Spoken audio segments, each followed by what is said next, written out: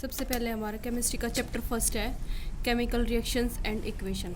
इस चैप्टर में हम क्या करेंगे, जो भी केमिकल रिएक्शंस होते हैं ना उसको हम इक्वेशंस के फॉर्म में देखेंगे। डिफरेंट टाइप्स की रिएक्शंस देखेंगे और फिर उनकी डिफरेंट एग्जांपल्स और फिर कैसे वो रिएक्शंस जो है ना हमारे डेली यूज़ लाइफ में जो है कैसे कैसे यूज़ होती है। रिएक्शंस जो है ना बेसिकली दो टाइप की होती है, फिजिकल और केमिकल। फिजिकल रिएक्शंस वो होती हैं जिसमें कोई भी सब्सटेंस का जो है ना फिजिकल स्टेट फॉर्म हो जाएगा, जैसे उसकी फिजिकल अपीयरेंस। जैसे फॉर एग्जांपल हमने पेपर को फोल्ड करके डाल दिया, वो उसकी फिजिकल अपीयरेंस है। लेकिन केमिकल रिएक्शन वो होती हैं जिसमें उसके केमिकली जो है ना स्ट्रक्चर में चेंज आ जाएगा। जैसे हमने पेपर को बर्न कर दिया तो उसके केमिकल रिएक्शन होगी। इस चैप्टर में हम पढ़ेंगे कि केमिकल रिएक्शंस कैसे होते हैं। सबसे पहले हमने यहाँ पे देखा ये एक्टिविटी है। एक्टिविटी से हमारा बेसिकली क्वेश्चन बनते हैं बहुत सारे। जैसे यहाँ पे हमने क्या किया है, एक मैग्नीशियम रिबन को बर्न कर दिया है। बर्न करने के बाद यहाँ पे मैग्नीशियम रिबन को जब हमने बर्न किया तो मैग्नीशियम की रिएक्शन होगी ऑक्सीजन के साथ, तो बन जाएगा मैग्नीशियम ऑक्साइड। जो मैग्नीशियम ऑक्साइड बना है तो वाइट फॉर्म का पाउडर बना है यहाँ पे वाइट कलर का। तो यहाँ पे हमें इसका कलर बहुत ज़रूरी है याद रखना। फिर उसके बाद हम देखेंगे कि जो केमिकल रिएक्शन होती हैं, बेसिकली जब केमिकल रिएक्शन होती हैं तो उसमें चार चेंजेस आते हैं किसी भी सब्सटेंस के अंदर। एक तो क्या होगा, उस सब्सटेंस की स्टेट चेंज हो जाएगी। जैसे कोई भी सब्सटेंस अगर लिक्विड स्टेट में है तो गैसीय स्टेट में चला जाएगा, सॉलिड में है तो लिक्विड में कन्वर्ट हो जाएगा, मतलब उसकी स्टेट चेंज हो जाएगी। सॉलिड, लिक्विड और गैस कोई भी आपस में इंटरचेंज हो जाएगा।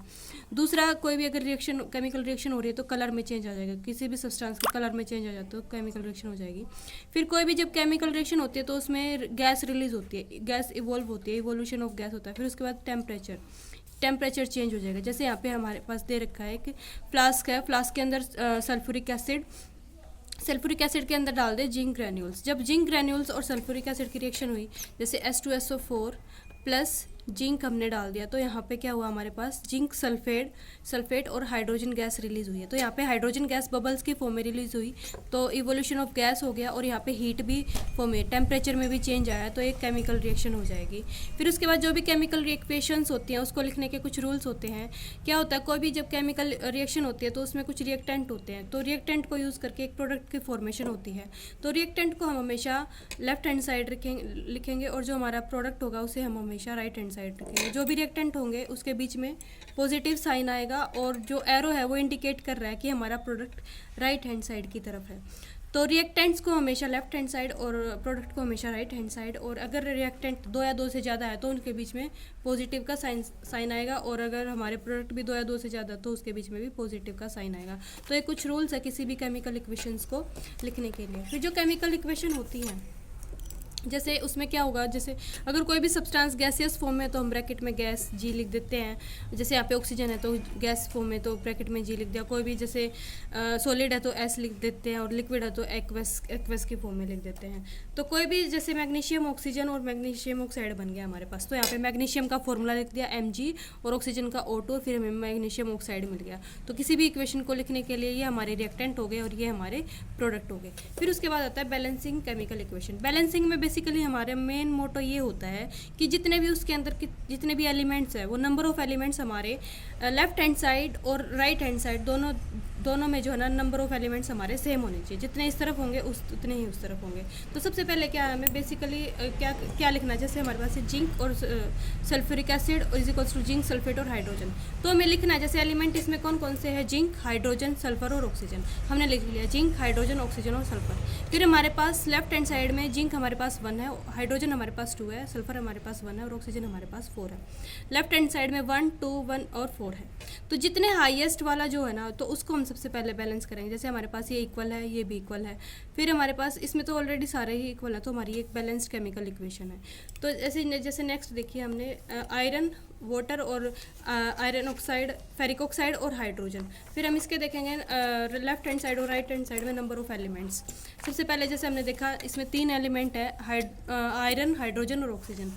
लेफ्ट हैंड साइड में हमारे पास रिएक्टेंट जैसे आयरन 1 है, हाइड्रोजन 2 है और ऑक्सीजन 1 है। राइट हैंड साइड में 3, 2 और 4। यहाँ पे सबसे ज़्यादा जो है हमारे पास आयरन है तो हम सबसे पहले आयरन को जो है बैलेंस करेंगे। फिर उसके बाद या फिर जिसके अंदर सबसे ज़्यादा नंबर ऑफ एलिमेंट्स होंगे हम उसको बैलेंस करेंगे। सबसे पहले हमारे पास आयरन में हमारे पास इस तरफ है 3 और इस तरफ है 1। तो हम आयरन को जब हम बैलेंस करने के लिए चलेंगे तो हमने इसको जो है ना मल्टीप्लाई करना पड़ेगा इससे।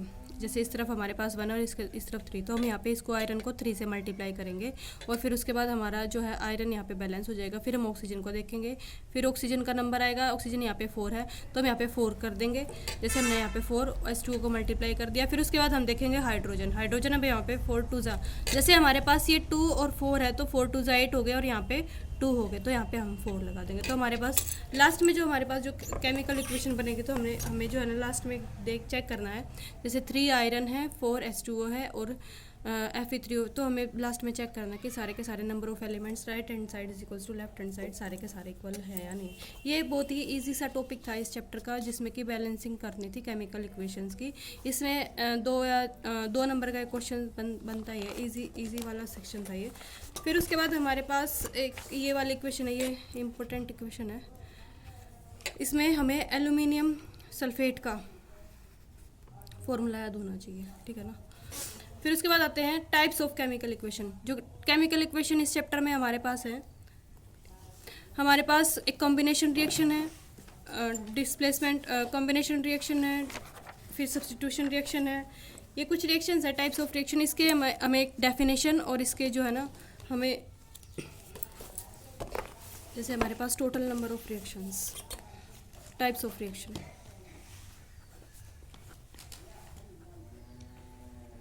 जैसे हमारे पास फर्स्ट है कॉम्बिनेशन रिएक्शन, एक कॉम्बिनेशन रिएक्शन है और एक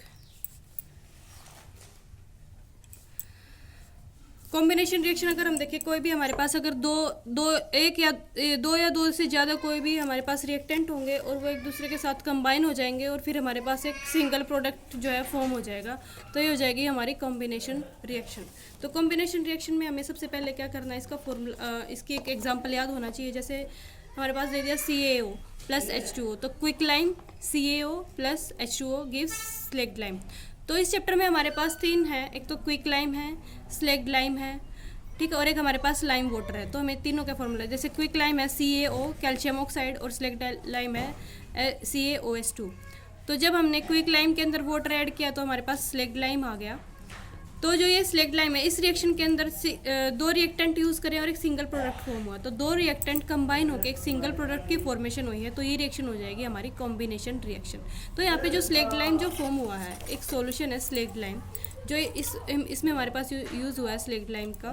तो ये वाइट वॉशिंग में यूज़ होता है, तो पेपर में आ जाता है कि एक सब्सटेंस है X जो कि वाइट वॉशिंग में यूज़ होगा, जो कि हो जाएगा स्लेक्ड लाइम। जो ये हमारे पास कैल्शियम हाइड्रोक्साइड है, जब हमने इसकी रिएक्शन करी है कार्बन डाइऑक्साइड की, जैसे कैल्शियम हाइड्रोक्साइड फॉर्म हो गया, यानी कि स्लेक्ड लाइम, ये जब हमने वाइट वॉशिंग में जब CO2 के साथ इसकी रिएक्शन होगी तो ये एक मतलब शाइनी सा सरफेस जनरेट कर देगा, जो कि होगा कैल्शियम कार्बोनेट, जिसकी वजह से जो सरफेस होती है वॉल्स की वो शाइनी दिखाई देगी। तो कैल्शियम कार्बोनेट की वजह से हुई है। और ये कैसे आया कैल्शियम कार्बोनेट, जब कैल्शियम हाइड्रोक्साइड की रिएक्शन CO2 के साथ हुई है।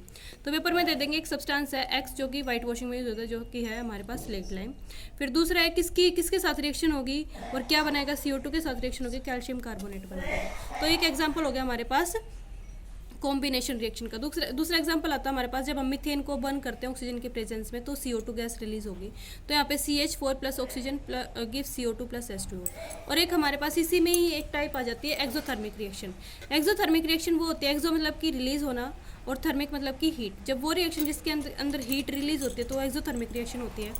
जैसे हम रेस्पिरेशन, हम 6 चैप्टर में पढ़ेंगे रेस्पिरेशन। तो रेस्पिरेशन होता है जब एक होती है रेस्पिरेशन और एक होती है ब्रीदिंग नॉर्मली होती है इनटेक, मतलब हम सांस लेना और सांस छोड़ना, वो हो जाएगी ब्रीदिंग। लेकिन रेस्पिरेशन में क्या होता है, जब हम ऑक्सीजन जाती है और वो हमारी एक सेल के अंदर जाके ग्लूकोज को ब्रेक डाउन करके जब एनर्जी रिलीज होती है तो वो पूरी की पूरी रेस्पिरेशन रिएक्शन हो जाती है। तो रेस्पिरेशन में जब ग्लूकोज का ब्रेक डाउन होता है, जैसे यहाँ पे C6H12O6, ऑक्सीजन जब हम सांस लेंगे तो ऑक्सीजन जाएगी, ये पूरी की पूरी प्रोसेस एक हमारे सिंगल सेल के अंदर हो रही है।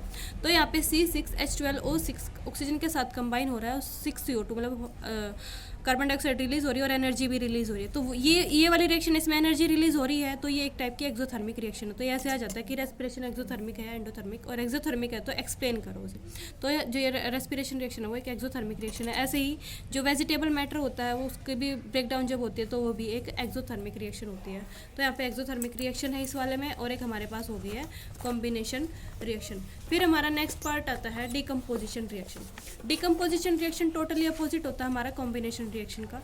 डिकम्पोजिशन का मतलब होता है हमारे पास एक प्रोडक्ट होता है और एक रिएक्टेंट होता है, रिएक्टेंट जो है ब्रेक डाउन हो जाता है दो या दो से ज़्यादा प्रोडक्ट के अंदर। तो यहाँ पे जैसे लिया है हमने फेरस सल्फेट, तो फेरस सल्फेट को जब हीट किया है तो फेरस सल्फेट का हमारे पास फेरस सल्फेट है तो ये ब्रेक डाउन हो जाएगा फेरिक ऑक्साइड और SO2 और SO3 के अंदर। तो ये हमारे पास हो जाएगी डिकम्पोजिशन रिएक्शन, क्योंकि एक हमारे पास सिंगल रिएक्टेंट ब्रेक डाउन होके दो या दो से ज़्यादा हमें प्रोडक्ट मिल गए हैं, तो ये हमारे पास क्या हो जाएगी डिकम्पोजिशन रिएक्शन हो गई है। फिर ऐसे ही हमारे पास एक और एग्जाम्पल है डिकम्पोजिशन कैल्शियम कार्बोनेट वाला। कैल्शियम कार्बोनेट होता है लाइमस्टोन।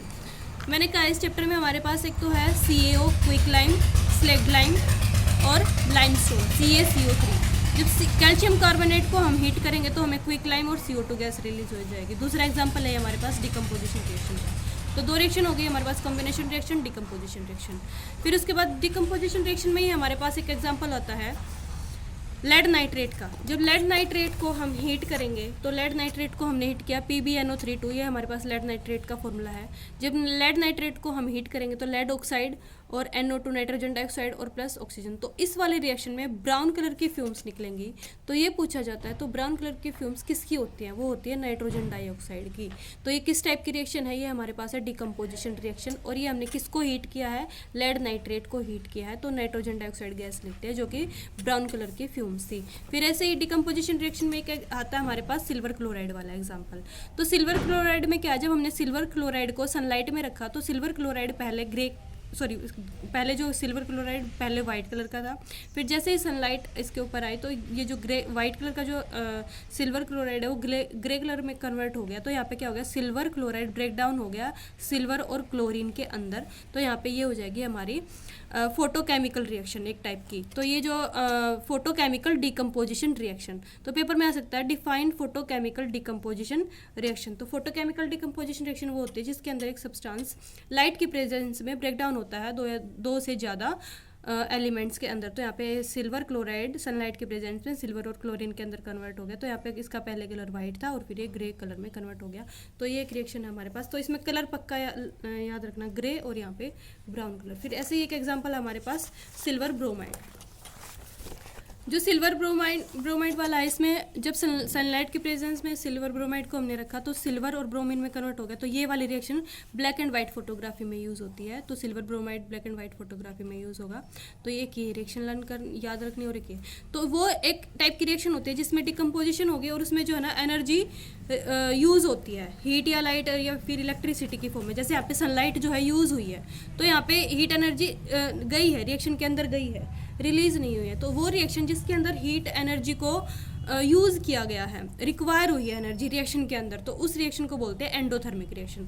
तो एक एंडोथर्मिक रिएक्शन और एक एक्सोथर्मिक रिएक्शन, एक कॉम्बिनेशन रिएक्शन है और एक डिकम्पोजिशन रिएक्शन। तो ये आपस में बहुत ज़्यादा अपोजिट है। अगर कॉम्बिनेशन और डिकम्पोजिशन का भी डिफरेंस आता है तो उसमें हमें एंडोथर्मिक एक्सोथर्मिक जो है एग्जाम्पल देके बता सकते हैं उसका अच्छे से। फिर आता है हमारे पास डिस्प्लेसमेंट रिएक्शन। डिस्प्लेसमेंट जैसे अपने आप में ही है, इसके नाम में ही है, डिस्प्लेस कर देता है इसमें इस रिएक्शन के अंदर कोई भी सब्सटेंस। तो यहाँ पे जैसे हमारे पास एग्जाम्पल दे रखा है आयरन की रिएक्शन हुई है कॉपर सल्फेट के साथ। तो इसमें क्या हुआ है, जैसे कॉपर का जो आयन है सल्फेट और आयरन है, आयरन कॉपर से ज़्यादा रिएक्टिव है। तो आयरन प्लस कॉपर सल्फेट, तो इसने आयरन ने जो है सल्फेट के आयन को डिस्प्लेस कर दिया। तो हमारे पास आयरन सल्फेट प्लस कॉपर अलग हो गया, क्योंकि कॉपर लेस रिएक्टिव है आयरन से। तो आयरन इसके आयन को कर दिया, तो आयरन सल्फेट प्लस कॉपर, तो ये डिस्प्लेसमेंट रिएक्शन हो गई। यहाँ पे डिस्प्लेसमेंट एक ही आयन के बीच में एक ही आयन डिस्प्लेस हुआ है, तो ये डिस्प्लेसमेंट रिएक्शन हो जाएगी। दूसरा एग्जांपल हमारे पास जिंक और कॉपर सल्फेट। कॉपर जहाँ भी आएगा तो उसका कलर होता है ब्लू, लेकिन कॉपर के पास कॉपर का जो आयन है उसका डिस्प्लेस होने का जब पास जो सब्सटेंस बना इसमें कलरलेस हो जाएगा। जिंक सल्फेट जो कलरलेस, और कॉपर जब अलग से रह गया वो हो गया ब्राउन कलर का।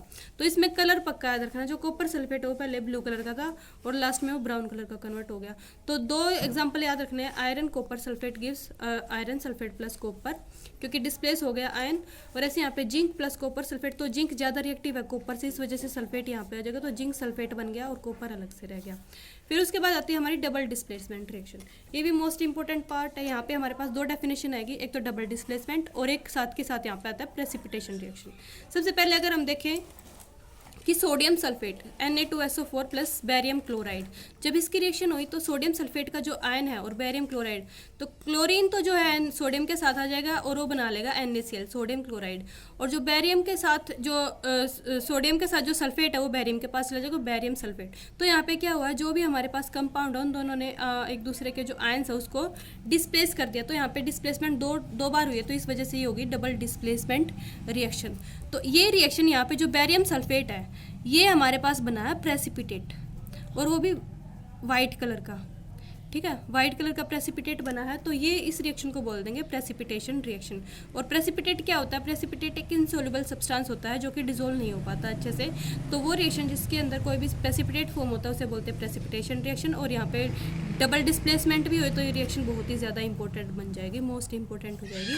और यहाँ पे प्रेसिपिटेट लर्न करना है, घोट लेना है, BaSO4 हो जाएगा यहाँ पे प्रेसिपिटेट, वाइट कलर का हो जाएगा। फिर उसके बाद हमारे पास नेक्स्ट आता है ऑक्सीडेशन और रिडक्शन। ऑक्सीडेशन हम जैसे नाम में ही है, ऑक्सीजन ऐड हो जाना। रिडक्शन, ऑक्सीडेशन होता है या तो ऑक्सीजन ऐड हो जाना या फिर हाइड्रोजन का रिमूव हो जाना। रिडक्शन होता है तो हाइड्रोजन का ऐड हो जाना या फिर ऑक्सीजन का रिमूव हो जाना। तो ऐसे ही जब हम ऑक्सीजन देखते हैं, जैसे यहाँ पे ऑक्सीडेशन का एग्जांपल जैसे कॉपर प्लस ऑक्सीजन, कॉपर के अंदर ऑक्सीजन ऐड हुई है तो यहाँ पे कॉपर ऑक्साइड, तो ये ऑक्सीडेशन हुई है, तो यहाँ पे ऑक्साइड कौन सा सब्सटेंस है हमारे पास, कॉपर। ऐसे CuO copper oxide plus hydrogen, तो हाइड्रोजन इसके अंदर ऐड हुई है तो इसका जो ऑक्सीजन है ये रिमूव हो गया, तो रिमूवल ऑफ ऑक्सीजन, तो यहाँ पे रिमूव किसके अंदर हुआ, कॉपर ऑक्साइड से। तो रिमूवल किसका हुआ, यानी कि रिड्यूस कौन हुआ, कॉपर ऑक्साइड, और ऑक्सीजन ऐड किस में हुई है, हाइड्रोजन के अंदर, तो ऑक्सीडाइज कौन हो गया, हाइड्रोजन। तो ये रिएक्शन, इस रिएक्शन में ऑक्सीडेशन भी हुई है और हाइड्रोजन रिडक्शन भी हुई है। तो वो रिएक्शन जिसके अंदर ऑक्सीडेशन भी हो और रिडक्शन भी हो, उस रिएक्शन को बोलते हैं हम रिडॉक्स रिएक्शन। तो ये रिडॉक्स रिएक्शन का बेस्ट एग्जांपल है ये वाला। फिर उसके वजह से अगर हम यहाँ पे देखें ZnO+C, पेपर में ये भी पूछ सकते हैं, जैसे ये वाली रिएक्शन लिख दी और इसमें पूछ लेंगे कि कौन सा ऑक्सीडाइज्ड है और कौन सा रिड्यूस है। जैसे यहाँ पे ZnO में से ऑक्सीजन रिलीज हुई है, रिमूव हुई है, तो ZnO जो है हमारे पास रिड्यूस्ड है, और कॉपर में ऑक्सीजन ऐड हुई है तो ये हमारे पास ऑक्सीडाइज्ड है। तो ये रिडॉक्स रिएक्शन का एग्जाम्पल है। फिर लास्ट टॉपिक आता है हमारे पास कोरोजन और रेंसिडिटी। कोरोजन होता है बेसिकली कोई भी जैसे मेटल है, कोई भी मेटल है उसकी सरफेस मतलब किसी भी टेम्परेचर वगैरह से या फिर ऑक्सीजन से, किसी भी आउटर मोस्ट एटमॉस्फेरिक रिएक्शन से जो उसकी सरफेस के ऊपर इफेक्ट पड़ता है तो उसकी सरफेस जो है कोरोड हो जाती है। तो एक नेचुरल प्रोसेस होती है कोरोजन। जैसे फॉर एग्जांपल आयरन है, आयरन के अंदर जैसे ब्राउनिश पाउडरी सब्सटेंस बन जाता है तो रस्ट बोलते हैं, रस्टिंग ऑफ आयरन, जैसे जंग लग जाता है तो रस्टिंग ऑफ आयरन बोलते हैं, उसमें पाउडरी सब्सटेंस होता है। थर्ड चैप्टर में इसमें डिटेल में हम एग्जाम्पल देखने वाले हैं। उसका कलर, कॉपर के अंदर अलग से कलर आता है, ग्रीनिश कलर हो जाता है, आयरन के अंदर ब्राउनी वो हो जाता है, और सिल्वर के अंदर ब्लैक हो जाता है, तो उसके अलग से हम देखने वाले हैं। और उसका प्रिवेंशन भी, कोरोजन की प्रिवेंशन के लिए मेनली एक प्रोसेस होती है गैल्वेनाइजेशन, जिसके अंदर जिंक की कोटिंग करते हैं, और इसमें ऑयलिंग से भी हम कोरोजन को जो है प्रिवेंट कर सकते हैं। फिर उसके बाद आता है रेंसिडिटी। रेंसिडिटी बेसिकली होता है कि कोई भी जैसे पैकेज्ड फूड वगैरह होते हैं तो उसमें जो भी सब्सटेंस है, जो भी खाने की जो चीज़ें जैसे फैट्स ऑयल्स वगैरह हैं वो ऑक्सीडाइज हो जाती हैं, ऑक्सीजन के साथ रिएक्ट हो जाते हैं, और उनका जो टेस्ट है, स्मेल है वो चेंज हो जाती है, जिसकी वजह से वो ऑक्सीडाइज हो जाएंगे और उसे बोलते हैं रेंसिडिटी, वो रेंसिड हो जाते हैं।